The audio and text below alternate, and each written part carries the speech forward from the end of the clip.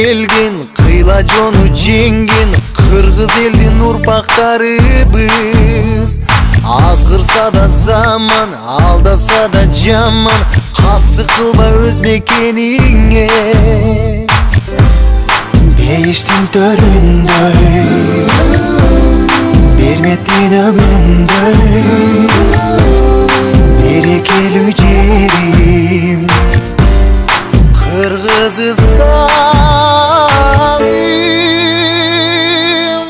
Ата мекеним, ардактуу жерим, кылымдарга сени ыргап келемин. Мекеним менин, кымбатым жерим, жүрөгүмө сени сактап келемин. Аргасыз кетсең да, алыска жетсең да, сагынарсың ыйык мекениң.